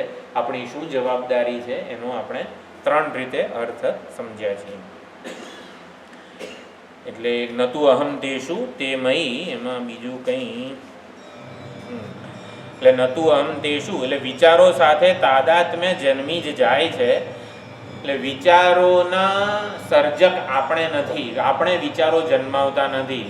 કારણ કે વિચારો જો આપણે જન્માવીએ તો પહેલો વિચાર, હવે પછી કયું વાક્ય હું બોલવાનો છું એની મને ખબર હોય. આ ક્ષણ પછી શું વાક્ય હું બોલવાનો છું મને નથી ખબર. તો ભગવાન પ્રેરે છે બુદ્ધિમાં, એટલે જ બોલાઈ રહ્યું છે. એટલે વિચારો જન્મે. જેમ કે આજે સાંજે રોટલીનો લોટ બાંધ્યો હોય, એટલે લોટમાં તેમાંથી ભાખરી બનાવવાની છે કે રોટલી બનાવવાની છે, કોને ખબર પડે? કે જે ગૃહિણી, જે માતાએ બનાવ્યો હોય લોટ, એને જ ખબર પડે. કારણ કે એને એટલે સર્જકને સર્જન થાય એ પહેલાંની વસ્તુનું જાણ હોય. તો આપણને જાણ નથી કે હવે પછી કયો વિચાર આવવાનો છે. વિચારોના કે કર્મોના સર્જક આપણે નથી. પછી જન્માવનારનું સામર્થ્ય કે સ્વાતંત્ર્ય, ક્યારે, કયો, ક્યાં, કેવો વિચાર જન્મશે એની પણ આપણને કોઈ સ્વતંત્રતા નથી અને સામર્થ્ય પણ નથી. મંદિર છે, સત્સંગ ચાલુ છે, તો ચાલો આપણી એવી અદમ્ય ઈચ્છા હોય સત્સંગના વિચારો જ આપણે ગ્રહણ કરીએ, પણ આપણું મન ક્યાંય જતું રહે ઘણી વાર. તો એટલે કયો ક્યારે ક્યાં કેવો વિચાર આવશે એનું સ્વાતંત્ર્ય નથી આપણને, અને સામર્થ્ય પણ નથી. એટલે વિચારોના સર્જક આપણે નથી, એટલે વિચારોના માલિક આપણે નથી, કર્મોના માલિક આપણે નથી. એટલે સારા કે નરસા જે વિચારો આવે ને એ સ્વીકારવા જ પડે છે કે આ વિચાર જન્મી ગયો. એટલે વિચારોના ઉત્પાદક મત્ત એવ ઇતિ, એટલે ભગવાન થકી જ જન્મે છે. અને દુઃખી કરનાર, ચિંતા કરનાર વિચારોથી આપણે છૂટી પણ શકતા નથી. આપણને દુઃખી કરે ને એવા વિચારો વારંવાર આવ્યા કરતા હોય છે. કોઈક અપમાન કરે એક ક્ષણ માટે, કોઈક બેવકૂફ કહે આપણને, આહા મહિનાઓ સુધી ખાવાનું ના ભાવે, મને બેવકૂફ કહી ગયો. એટલે એક ક્ષણ કેટલું પકડી રાખીએ છીએ, એવા વિચારોથી છૂટી પણ શકાતું નથી. એ જ બતાવે છે કે વિચારોના માલિક આપણે નથી. મત્ત એવ ઇતિ તાન વિદ્ધિ, આપણે સમજીએ કે બધા વિચારોની અભિવ્યક્તિ ભગવાન થકી જ છે, ભગવાનના હાથમાં જ દોરી સંચાર રહેલો છે. અને નતુ અહમ તેષુ, એટલે તેમય આપણે વિષય સપ્તમી અને અધિકરણ સપ્તમી ગઈ વખતે એ પ્રમાણે પણ અર્થ સમજવાનો પ્રયત્ન કરેલો હતો. નતુ અહમ તેષુ, એટલે હું એમનામાં નથી. જેમ કે ઈશાવાસ્યમાં પણ યસ્તુ સર્વાણી ભૂતાની આત્મન્યવાનું પશ્યતિ સર્વભૂતેષુ ચાત્માનમ વગેરે બધા શ્લોકો છે, એમાં પણ વિષય સપ્તમી અધિકરણ સપ્તમી સમજવાની છે. એ મારા ગળામાં માટી છે, માટીમાં ગળો છે, બંને સમાન જ લાગે આપણને. બધા ગળામાં માટી છે કે નહીં, અને માટીમાં બધા ગળાઓ રહેલા છે ને, તો આમ સમાન જ લાગે ને. આપણે ગળામાં માટી છે કે માટીમાં ગળો છે, આપણને જાણે કે આમ સમાન, હા બધું સાચું જ છે. અને ઈશાવાસ્યમાં એ કીધું યસ્તુ સર્વાણી ભૂતાની આત્મની એવ અનુપશ્યતિ સર્વભૂતેષુ ચાત્માનમ અનુપશ્યતિ. બધા ભૂતોમાં આત્માને જુએ છે, આત્મામાં બધા ભૂતોને જુએ છે. આત્મામાં બધા ભૂતોને જુએ છે અને બધા ભૂતોને આત્મામાં જુએ છે. કેવું સરસ લાગે. ઘડામાં માટીને જુએ છે, માટીમાં ઘડાને જુએ છે. એટલે એવું નથી કશું. એક વિષય સપ્તમી છે, એક અધિકરણ સપ્તમી છે. વિષય સપ્તમી એટલે ઘડાને, એટલે ઘડામાં માટી રહેલી છે આવું કહીએ જ્યારે, ભૂતોમાં આત્મા રહેલો છે. સર્વભૂતેષુ ચાત્માનમ, એટલે ભૂતેષુ સપ્તમી વિભક્તિ થઈ, તો ભૂતેષુ ઘટેષુ, તો ઘડામાં માટી રહેલી છે એટલે ઘડા એ વિષય સપ્તમી છે. એટલે વિષય એટલે કર્મ વિભક્તિ દ્વિતીય વિભક્તિ થઈ. એટલે ઘડાને માટી રૂપે જુઓ, ભૂતોને અધિષ્ઠાન સચ્ચિદાનંદ આત્મા રૂપે જુઓ, એવી રીતનું વર્ણન છે. એટલે વિષય સપ્તમી ઘડામાં એટલે ઘડાને, સર્પને રજ્જુ રૂપે જુઓ, ઘડાને માટી રૂપે જુઓ, ભૂતોને આત્મા રૂપે જુઓ. આત્મામાં ભૂતોને જુઓ એટલે માટીમાં ઘડાને જુઓ, સુવર્ણમાં અલંકારોને જુઓ એટલે સુવર્ણમાં અલંકારોને કલ્પિત જાણો. એટલે સુવર્ણરૂપી અધિષ્ઠાન છે, આત્મારૂપી અધિષ્ઠાન છે. બધા ભૂતો આવી રીતે ભીત ઉપર ચિત્ર દોરી એવી રીતે જણાઈ રહ્યા છે, કલ્પાયેલા છે. હકીકતમાં સાચું નથી. એટલે વિચારોના માલિક થઈ બેસીએ ત્યારે પછી એ બાંધે આપણને. વિચારોની માલિકી ભગવાનની છે એવું સમજીએ તો પછી આપણે ધીમે ધીમે એમાંથી મુક્ત થઈ શકીએ. કે નતું અહમ દેશું તેમાં બહુ સુંદર વિચારણા આમાં પ્રાપ્ત થઈ. હવે વિચારો સાથે તાદાત્મ્ય છોડીએ કઈ રીતે, તો એનું એક ભાથું અહીંયા આપે છે 13મા 14મા વગેરે બધા શ્લોકમાં. બીજું એની સંગતિ ભાષ્યકાર બહુ સુંદર સંગતિ આપે છે. પરમેશ્વર આવી રીતે નિત્ય શુદ્ધ બુદ્ધ મુક્ત સ્વભાવ હોય, સર્વભૂતોના આત્મા હોય, તો પછી બધા પરમેશ્વરને જાણી લે કેમ નથી લેતા? સંસારરૂપી બીજ જે દોષ છે એનું કારણ, એટલે સંસારરૂપી બીજનું આવી રીતે પ્રદાહ એને બાળી નાખનારું કારણ પરમાત્મા છે. પરમાત્માનું જ્ઞાન થાય તો સંસારરૂપી કારણ જે છે, બીજ છે, એ બળી જાય. આવું છે તો પછી ભગવાનને કેમ જાણતા નથી? ઇતિ અનુક્રોશમ દર્શયતી, ભગવાન અત્યંત ખેદપૂર્વક કહી રહ્યા છે કે આટલું બધું જ્ઞાન વિજ્ઞાન બહુ સુંદર રીતે સમજાવ્યું છે, છતાં કોઈ ભગવદ્ ગીતા ભણતું નથી. અને કેમ નથી ભણતું? તો એ અનુક્રોશમ એટલે કે અત્યંત ખેદપૂર્વક કહી રહ્યા છે કે આટલું સુંદર જગત એક મશીન છે, તો મશીન કઈ રીતે ચાલે? મશીન સાથે વોશિંગ મશીન ખરીદીએ આપણે તો મેન્યુઅલ આપવામાં આવે, એ મેન્યુઅલ કોઈ વાંચતું નથી. મેન્યુઅલ વાંચ્યા વગર જેમ તેમ બટનો દબાઈને લોકો શીખી જાય ને બધું કરતા હોય છે. પછી એ મશીન બગડી જાય, એને અમુક મહિનો થાય ત્યારે એનું ટબ ક્લીન કરવાનું હોય, અનેક બધી વસ્તુઓ હોય, પણ એ કોઈને કંઈ ખબર હોતી નથી. એ રીતે જગત જે છે એનું મેન્યુઅલ છે આ ભગવદ્ ગીતા, આપણા શાસ્ત્રો વગેરે. જગત સાથે કેવી રીતે ભાઈ સુખેથી આપણે એની સાથે વ્યવહાર કરી શકીએ, એ આપણા માટે ઉપકારક બને. જગતરૂપી ભેટ છે એ આ ભેટ કોના માટે હોય? આપણે ખુશ થઈએ એના માટે હોય ને, કે આપણે દુઃખી થઈએ એના માટે હોય? કોઈને ભેટ આપીએ તો એ ખુશ થાય એવી જ આપીએ ને. તો ભગવાને જગતરૂપી ભેટ આપી છે, મશીન આપ્યું છે, પણ એ આ ભેટ એટલે સુખી કરવાના બદલે દુઃખી વધારે કરે છે. એવું કેમ થાય છે કે આપણે આ બધા શાસ્ત્રો વગેરેનું જ્ઞાન નથી એટલે એ દુઃખી થઈ જઈએ છીએ. એથી અનુક્રોશમ દર્શાયતી ભગવાન. કોઈ મારી ભગવદ્ ગીતાને ભણવા આવતું નથી એમ કરીને આમ ખેદપૂર્વક આમ એવી રીતે અનુક્રોશ દર્શાવે છે ભગવાન, કે કેમ આ બધા જગતના સંસારી લોકો આવી રીતે મને જાણી શકતા નથી, વિચારોના કર્મોના માલિક થઈને જ કેમ રહે છે, એ અહીંયા એનું કારણ કહે છે.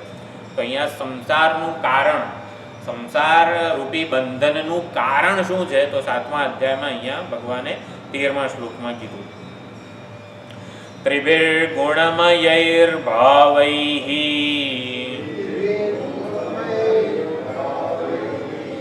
એભિः સર્વમિદં જગત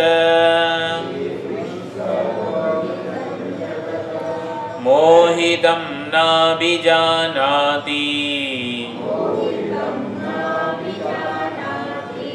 મામેભ્યઃ પરમવ્યયम्.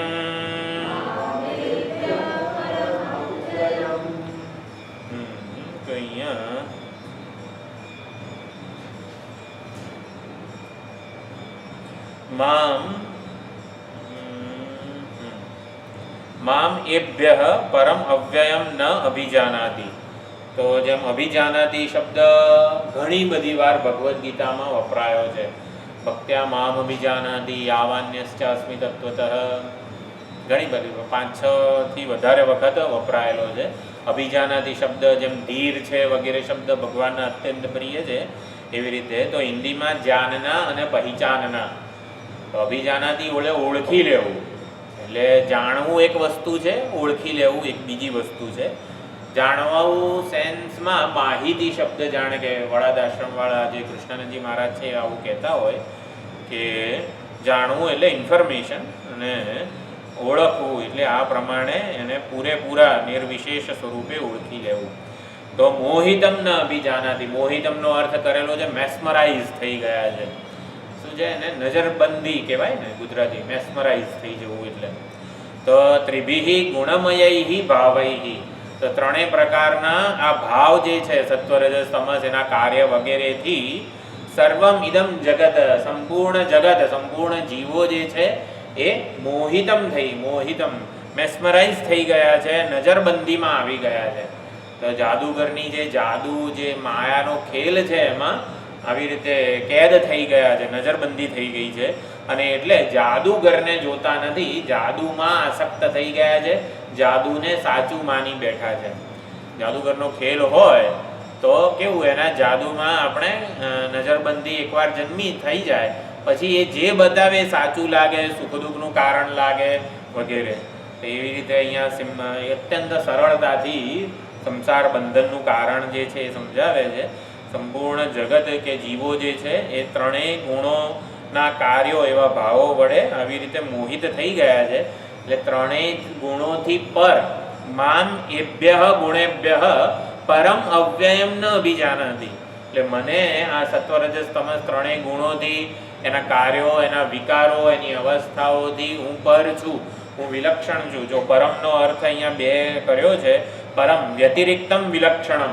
ભાષ્યકારે 2 અર્થ કીધા છે. હું વ્યતિરિક્ત છું, સ્વતંત્ર છું. જાદુના ખેલથી જાદુગર કેવો ક્યાંક બીજે જ બેઠો હોય, એ જાદુ જ્યાં દેખાતું હોય ત્યાં ના હોય.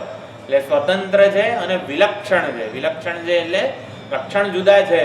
ત્રિભિર ગુણમય એટલે ત્રણે જે સંપૂર્ણ જગતરૂપી જે કાર્ય છે એ આવી રીતે વિચારો, કર્મો, આ બધી વસ્તુ વિકારી છે, પરંતુ હું નિર્વિકાર કૂટસ્થ ચૈતન્ય માત્ર છું. તો મને આવી રીતે જાણતા નથી.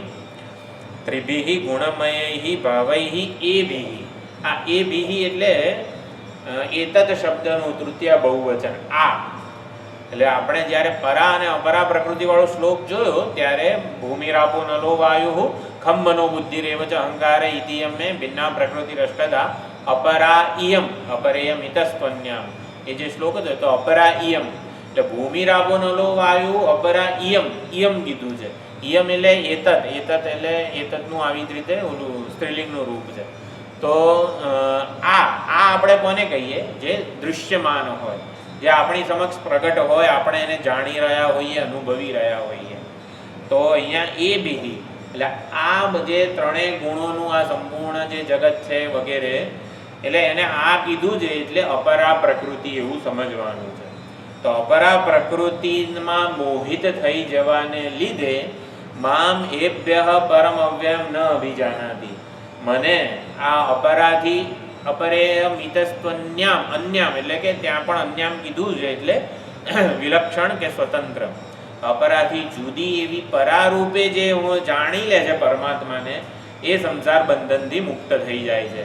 એટલે અપરા બંધન કરનારી છે. જો અપરા પ્રકૃતિનું જ્યારે ભાષ્ય હોય તો એમાં બંધનાત્મિકા, નિકૃષ્ટા વગેરે બધા વિશેષણો ભાષ્યકારે લખેલા છે. તો અપરા પ્રકૃતિ રૂપ આ જગત છે. આમ તો જગતને ઈશ્વર બુદ્ધિ વગેરે તમે કરવાનું કહો છો અને વળી જગતને નિકૃષ્ટ પણ કહો છો. કઈ રીતે? તો જગત તો જે છે એ છે, પરંતુ એમાં આપણે અહંભાવ મમભાવ પૂર્વક જે સંબંધ બાંધી દઈએ છીએ એ નિકૃષ્ટ છે, એ બંધન કરનારું છે. જગત પરમાત્માનું રૂપ છે. પરમાત્માનું રૂપ હોય તો એમણે આ શરીર મારું છે, નહીં ભગવાનનું નથી, આ મારું છે એમ કરીને આપણે અહંભાવ મમભાવ કરી લઈએ છીએ, એ બંધન કરનારો છે. આપણે કરવાનું શું? અપરામાં જે પરા રહેલી છે ત્યાં તાદાત્મ્ય ઊભું કરવાનું છે. ત્યાં તાદાત આપણું મૂળ સ્વરૂપ પરા પ્રકૃતિ જ છે. અપરા અને પરા પ્રકૃતિની જે વાત થઈ હતી, ચર્ચા થઈ હતી, એમાં આપણે વિચાર કર્યો હતો સમગ્ર જગતનું જેણે સંકલ્પપૂર્વક સર્જન કર્યું. ચૈતન્ય જેનો સંકલ્પ કરે ને એ જડ જ હોય. ચૈતન્ય જેનો સંકલ્પ કરે, આપણે આવતા વર્ષે હોળી છે, એટલે હોળી છે, ગણેશ ચતુર્થી છે, નજીક આવે છે, લાડુ બનાવવાના છે. તો આપણે જે સંકલ્પ કર્યો ગણેશ ચતુર્થીએ આટલા લાડુ બનાવવાના છે, તો લાડુ જે છે એ કેવો જડ પદાર્થ હોય. ચૈતન્ય જેનો સંકલ્પ કરે જડ હોય. પછી લાડુ પીરસાઈ ગયા અને બધું થયું, પછી થાળીમાં પીરસાયા તો ખાનારા પણ હોય. આપણા સંકલ્પમાં મનોરથની વાત કરીએ, આપણે મનોરથ જેનો કરીએ ને એ જડ હોય. એટલે જેનો મનોરથ કર્યો જળ, લાડુ વગેરે બધી જ વસ્તુઓ જડ છે. તો પછી ખાનારાઓ હતા એ તો જીવંત હતા ને, મનોરથમાં ખાતા હતા ને, એક એક લાડુ આમ સુંદર રીતે ખાતા હતા. તો ચૈતન્ય જેનો સંકલ્પ કરે જડ કઈ રીતે હોય? ચૈતન્ય જેનો સંકલ્પ કરે ને એ જડ હોય. પછી આપણને એ સંકલ્પમાં ખાનારો એટલે અનુભવ કરનારો, કર્મ કરનારો, ફળ ભોગવનારો જણાતો હોય તો એ સાક્ષાત ચૈતન્ય એમાં પ્રવેશ કરેલો હોય. મનોરથમાં હું સંકલ્પપૂર્વક લાડુ બનાવી શકું, પણ લાડુને ખાનારા જેટલા છે ને એ રૂપે મારે ત્યાં જવું પડે, પ્રવેશ સંકલ્પપૂર્વક પ્રવેશ કરવો પડે. તેમ એવી રીતે પણ સમજી શકાય છે. પરમાત્માએ સમગ્ર જગતનું સર્જન કર્યું, કાર્યકરણ સંઘાત ઉપાધિઓનું સર્જન કર્યું, અને પછી એમાં જીવ રૂપે પ્રવેશ કર્યો. મમૈ વાંશો જીવલોકે જીવભૂત સનાતન. તો સનાતન એવા જીવ રૂપે પ્રવેશ કર્યો. હૃદય ગુફામાં હું રૂપે ચૈતન્ય સ્વરૂપે પ્રવેશ કર્યો, તાદાત્મ્ય કર્યું, ઉપલબ્ધ થયા છે. એ પરા પ્રકૃતિ છે. તો હકીકતમાં આ શરીર તો અપરા પ્રકૃતિ છે, પણ શરીરમાં પરમાત્મા પરા પ્રકૃતિ જીવ રૂપે રહેલા છે. એટલે હૃદયસ્થ ચૈતન્ય જેને છે ને અંતઃકરણ ઉપહિત ચૈતન્ય એવું કહેવાય. અત્યારે આપણે પોતાને અંતઃકરણ વિશિષ્ટ ચૈતન્ય માની લીધું છે. કે અંતઃકરણના જે વિકારો છે, જે રાગદ્વેષ છે, જે સંસ્કારો છે, એ બધાથી સહિત આપણે પોતાને ઓળખીએ છીએ કે મારા આટલા રાગ છે, મારા આટલા દ્વેષ છે, મેં આટલા કર્મો કર્યા, મારે આટલા ફળ ભોગવવાના વગેરે. તો આપણે અત્યારે અંતઃકરણ વિશિષ્ટ ચૈતન્યને જીવ કહી રહ્યા છીએ. હકીકતમાં જીવ અંતઃકરણ ઉપહિત ચૈતન્ય છે. અંતઃકરણ ઉપહિત એટલે અંતઃકરણ આ શરીરમાં ઉપલબ્ધ થયું, પ્રારબ્ધ કર્મ અનુસાર પ્રવેશ, અંતઃકરણે આ શરીરમાં પ્રવેશ કર્યો, તરત ચૈતન્ય ઉપલબ્ધ થયું છે ને ઉપહિત કહેવાય. તો એ જીવ છે એ પરા પ્રકૃતિ છે, આપણી હકીકતમાં ઓળખ પરા પ્રકૃતિ છે. એટલે મામ એભ્યઃ પરમ અવ્યયમ, આ બધા અંતઃકરણ, એના વિકારો, એના ધર્મો, એના રાગ દ્વેષથી આપણે હકીકતમાં પરમ અવ્યયમ જ છીએ, પણ એ જાણતા નથી અને આ પરા પ્રકૃતિમાં મોહિત થઈ ગયા છીએ. જે સમુદ્ર મંથન વખતે મોહિની અવતાર લીધો ભગવાને, આ મોહિતમ એ જ આ મોહિની છે. દેવો અને અસુરો વચ્ચે આવી રીતે યુદ્ધ થયું, દેવોની સંપત્તિ અને સમૃદ્ધિ અસુરોએ છીનવી લીધી. ભગવાને કીધું સમુદ્ર મંથન કરો, સમુદ્ર મંથનમાં અસુરોને આવી રીતે મિત્ર બનાવો. અસુરોને મિત્ર બનાવવા એટલે શું? પોતે જે કંઈ પ્રાપ્તિ, અમરતા વગેરે જે જોઈએ છે, અસુરોની બળ કામનું છે. આસુરી બળ, રાવણ, હિરણ્યકશિપુ વગેરે પાસે કેટલું બળ હતું, એ બધાનું બળ કામનું છે, એનો સદુપયોગ કરવાનો છે. પ્રાણ, કર્મેન્દ્રિયો વગેરે જે છે, જ્ઞાનેન્દ્રિયોને દેવ કહેવાય, કર્મેન્દ્રિયોને અસુર. અસુ એટલે પ્રાણ. તો પ્રાણમાં પ્રાણ અને કર્મેન્દ્રિયો કે જે પ્રાણના વિષયોમાં જ, ભોગોમાં જ રમમાણ રહે એને અસુર કહેવાય. ભોગ પ્રધાન જીવન જીવે એ બધા અસુરો. તો પ્રાણ, કર્મેન્દ્રિયો વગેરે ભોગો ભોગવવામાં પ્રધાન રહેલા છે. એટલે જ્ઞાનેન્દ્રિયો, મન, બુદ્ધિ વગેરે જ્ઞાન મેળવવા માટે, એટલે એને દેવો સાથે સરખાવવામાં આવે છે. શું હતું? સમુદ્ર મોહિની અવતાર. એટલે બધાને કામે લગાડ્યા, જ્ઞાનેન્દ્રિયો અને કર્મેન્દ્રિયો, પ્રાણ ને મન, બધું આમ વાસુકી નાગ વડે સમુદ્ર મંથન કરી રહ્યા છે, અંતઃકરણનું મનોમંથન કરી રહ્યા છે. જળહળ ઝેર નીકળે, અહંકાર જે છે ને એને આવી રીતે એ વિષ ઓક્યા કરે. એટલે કંઈક સારું થતું હોય ને તો એમાં આમાં મને કંઈ લાભ થવાનો છે, મારો સ્વાર્થ સંતોષ આવવાનો છે, આ જે સ્વાર્થ અને અભિમાન છે ને એ વિષ આવે છે. એ વિષનું શું કરવાનું? પછી એ ભગવાનને કહેવાનું, ભગવાન તમે પી જાઓ. એટલે શિવજી આવીને એ વિષ પી જાય, પછી અમૃત નીકળે. જેવો અમૃત નીકળે તરત અમૃતનો લાભ આ અસુરોને જોઈતો હોય. અસુરોને એવું થાય કે અમૃત પી લઈશું એટલે લાંબા સમય સુધી ભોગો ભોગવતા રહીશું. એટલે અસુર જે શું કહેવાય, અમૃતનો ઘડો લઈને ભાગી જાય. અમૃતનો ઘડો લઈને ભાગી જાય તો શું કરવું પડે?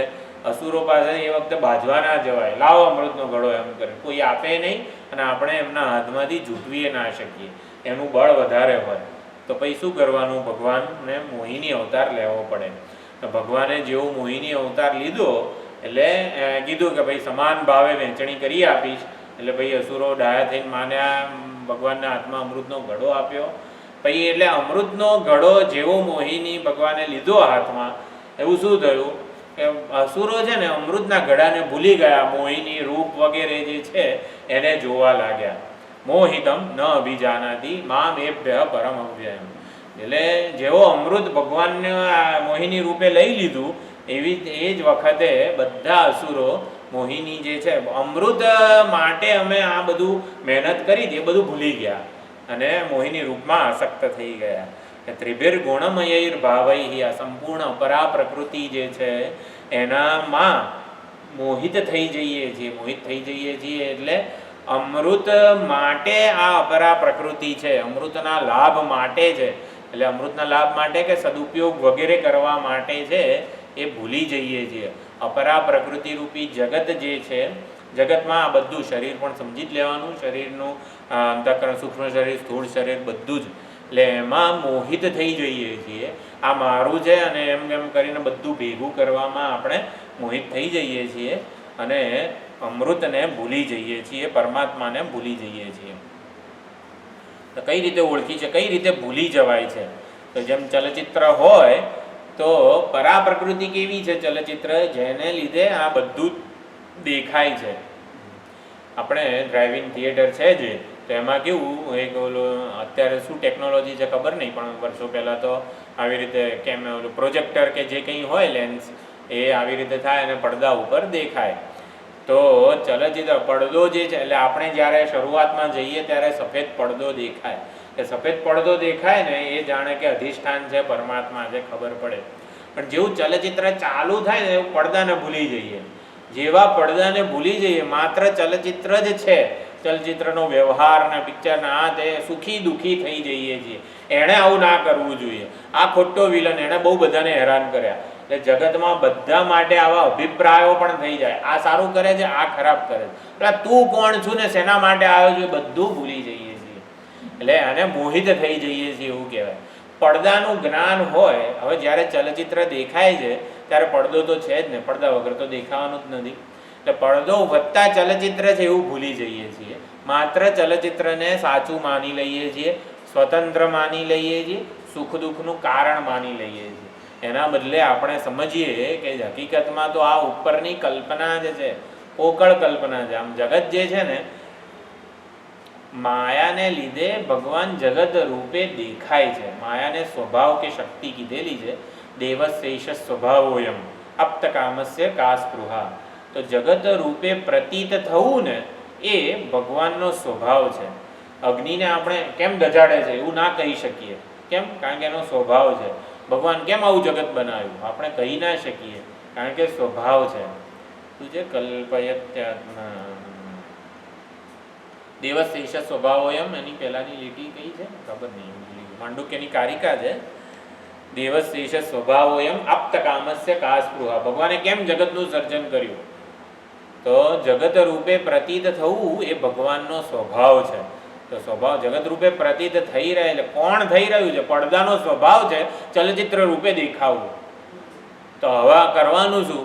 પડદાને કહીએ કે ભાઈ કેમ ચલચિત્ર બતાવે છે, અમે તાર સફેદ પડદાને જોવા માંગીએ છીએ, એવું ના થાય. આપણે ટિકિટ લઈને આવ્યા હોય, પૈસા ખર્ચ્યા હોય, ભાઈ જોવું જ પડે. આમ પ્રારબ્ધ લઈને આવ્યા છીએ તો જોવું પડે, પણ જોતી વખતે ધ્યાન શું રાખવાનું? પડદો સાચો છે, આ ઉપરની બધી બનાવટ છે. એમ પ્રારબ્ધ લઈને આવ્યા છીએ ને, જગતરૂપી ચિત્ર દેખાવાનું જ છે આપણા પ્રારબ્ધ અનુસાર. પણ હવે આપણે ટિકિટ પૈસા ખર્ચીને આવ્યા છીએ ને, પ્રારબ્ધ ખર્ચીને આવ્યા છીએ, એટલે દેખાવાનું તો છે, પણ કરવાનું છે શું? આ બધી બનાવટ છે. ઓલો બનાવટી છે ને એ જાદુના ઓલો જાદુગર જેવો છે. આ બધી નજરબંધી છે. આ પણ નજરબંધી જ છે. ચૈતન્યને આવી રીતે નજરબંધ કરવા માટે આ બધી માયા ઊભી કરેલી છે. હકીકતમાં એ સમજીએ તો કોઈ માયા બંધન કરનારી નથી. એનો સુંદર અર્થ બીજો કરેલો છે. એટલે પડદાને ભૂલીને માત્ર ચલચિત્રને જોઈએ એને મોહિત થઈ જવું એવું કહેવાય છે. એટલે અપરાને જોઈએ, સાચી માનીએ, સુખ સલામતી એમાં શોધીએ ને એને મોહિત થઈ જવું એવું કીધું. અને બીજો અર્થ, એટલી બધી ટીકાઓ બધી છે ને, એટલે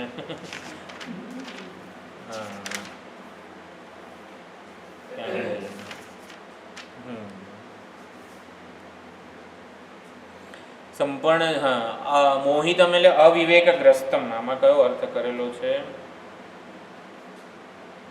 અવિવેકતામ આપાદિતમ. અવિવેકગ્રસ્ત થઈ ગયું છે, એટલે ગુણથી વિલક્ષણ વ્યતિરિક્ત એવા નિર્વિકારને જોઈ શકતું નથી. અપરામાં મોહિત થઈએ તો પરાને ભૂલી જવાય. અપરા એટલે બધા જ કર્મો, બધા વિચારો, બધી જ વસ્તુઓ, સત્વ રજસ તમસ, જે 3 પ્રકારના ભાવો છે, કર્મો છે, લાગણીઓ છે, કર્તા છે, બધું સમજી લેવાનું. તો ત્રણેયમાં આવી રીતે મોહિત થઈ જઈએ તો પરાને ભૂલી જઈએ. હકીકતમાં કરવાનું છે શું? પરાને યાદ રાખવા માટે પ્રકાશક એટલે ત્રણેય ગુણો અપરાને જે પ્રકાશિત કરી રહ્યું છે, સત્તા સ્ફૂર્તિ પ્રદાન કરી રહ્યું છે, વિચારોને જે જન્માવી રહ્યો છે. વિચારો ક્યાંથી જન્મે છે? ચૈતન્યમાંથી. તો ચૈતન્ય સ્વરૂપા જે પરા પ્રકૃતિ છે એને ભૂલી જઈએ, પરમાત્માને ભૂલી જઈએ ને, તો પછી આપણે મોહિત થઈ જઈએ. વિચારો જન્મે છે આ બધા ત્રિભિર્ગુણમય ભાવૈ. વિચારો જન્મે છે ક્યાંથી એ આપણે સમજવાનો પ્રયત્ન કરીએ કે ચૈતન્ય સ્વરૂપ પર અધ્યારોપિત થયેલા વિચારો જન્મે છે. જેમ માંડુક્યમાં અલાત શાંતિ પ્રકરણ છે, તો અલાત એટલે ઉંબાડિયું કે અગરબત્તી. અગરબત્તીને ગોળ ગોળ ફેરવીએ તો ગોળ આકાર સામેવાળાને દેખાય. તો ગોળ આકાર હકીકતમાં ગોળ છે ખરો? કે હકીકતમાં તો અલાત જ છે. તો એવી રીતે અલાદ એટલે પરમાત્મા. તો પરમાત્મામાં જ આવી રીતે અનેક પ્રકારના આકારો, નામ, રૂપ, બધી કલ્પના થયેલી છે. જોનારાને એવું લાગે કે આવું છે, હકીકતમાં તો અલાદ એટલે કે પરમાત્મા જ છે. હકીકતમાં પરા પ્રકૃતિ એટલે વિચારોનો સાક્ષી, એટલે આપણે સાક્ષીનું પરા પ્રકૃતિનું વરણ કરીએ તો પછી સાક્ષીનું વરણ થાય ને, તો સાક્ષ્ય એવા વિચારો જે છે એનાથી અંતર ઊભું થઈ શકે, એમાંથી તાદાત્મ્ય સંકેલી શકાય. એ સાક્ષીનું જ્યારે વરણ થાય, પરા પ્રકૃતિ પ્રત્યે આપણે સભાન રહીએ, વિચારોનો જે પ્રકાશક છે રાગ વૃત્તિ અને દ્વેષ વૃત્તિ, ઉપેક્ષા વૃત્તિ, પ્રેમ વૃત્તિ, કરુણા વૃત્તિ, બધી જેટલી વૃત્તિઓ ઉત્પન્ન થાય છે એમાં નિર્વિકાર રૂપે સાક્ષી કે આ બધી વૃત્તિઓનો જે ઉદ્ભાસક છે, પ્રકાશી જે રહેલો છે એ પરાપ્રકૃતિ સત્ય છે. પરાપ્રકૃતિ જ સત્ય છે, બીજા બધા તો અજ્ઞાન કલ્પિત એક આકાર માત્ર છે. ઓલા બધા આકારો અલાતમાં દેખાય એવી રીતે રાગ દ્વેષ એ માન્યતા માત્ર છે. જેના માટે મને રાગ દ્વેષ છે એ પણ માન્યતા માત્ર છે, હકીકતમાં કશું જ નથી. અપરા પ્રકૃતિ માન્યતા માત્ર છે. આ શરીર માન્યતા છે, શરીર ઠોસ વસ્તુ નથી. ભલે ને આટલો અવાજ આવે, અવાજ તો ઠોસ વસ્તુમાંથી જ આવે ને, કલ્પનામાંથી અવાજ આવે હે? ચૈતન્યનો સંકલ્પ જ દ્રઢ થઈ ગયો છે. હું આ શરીર છું એ સંકલ્પે એટલી ઘનીભૂતતા પ્રાપ્ત કરી છે કે આ ઠોસ અવાજ ઉત્પન્ન કરી શકે છે. આ જે અવાજ આવે છે ઠોસ જેને કહીએ છીએ, સાચું લાગે છે, એમાં સાચું શું છે? હું આ શરીર છું એ સંકલ્પ જ સાચો છે. એટલો બધો દ્રઢ થઈ ગયો ને કે આમ ઠોસ થઈ ગયો છે, અવાજ આવે છે. એટલે એને લીધે પરા છે ને એ જણાતી નથી. મામ એભ્ય પરમ અવ્યમ, એ ચૈતન્યનો સંકલ્પ કે વિચાર કે કર્મો, એના બોલવાનું, ચાલવાનું, જોવાનું, આ બધું સાચું લાગે છે. હકીકતમાં એ કલ્પના છે, માન્યતા જ છે, ઓલા નામ રૂપના આકારો છે એવા, એ સાચું નથી. આ જે ઠોસ નક્કર જે અવાજ આવે છે એ સંકલ્પનો જ અવાજ છે ખાલી. એટલે સંકલ્પને આપણે બદલી શકીએ છીએ. હું આ શરીર નથી એ સંકલ્પનો વિચાર, એ સંકલ્પને દ્રઢીભૂત કરીએ તો કેવો અવાજ આવે? પછી હું આ શરીર છું એનો આ અવાજ છે, તો હું આ શરીર નથી પછી એનો શું અવાજ આવે? પછી અવાજ ના આવે કોઈ. એટલે અવાજ ના આવે ઇન ધ સેન્સ કે એ ચૈતન્ય સ્વરૂપ જે પરાપ્રકૃતિ છે એ નિર્વિશેષ છે, ચૈતન્ય સ્વરૂપ છે, સાક્ષી. સાક્ષીનું વરણ કરીએ આપણે, યમે વૈશ વૃણુતે તેન લભ્ય, સાક્ષીનું વરણ થાય તો પછી પરાપ્રકૃતિ જે છે, અપરા પ્રકૃતિ બંધન રૂપ ન રહે. એકાદો અર્થ બસ આટલું છે. એનો ઉપાય શું છે હવે? તો કે મામે વયે પ્રપદ્યંતે, તો ભગવાનની શરણાગતિ પ્રપત્તિ એ હવે એનો ઉપાય છે. એટલે સંસારરૂપી બંધનનું કારણ શું? આ મોહિતમ ન અભિજાનાતિ. અને એનો ઉપાય શું? ભગવાનની શરણાગતિ. તો અહીંયા શરણાગતિને ઉપાય કીધેલો છે. મામ એવ એ પ્રપદ્યંતે, એના દ્વારા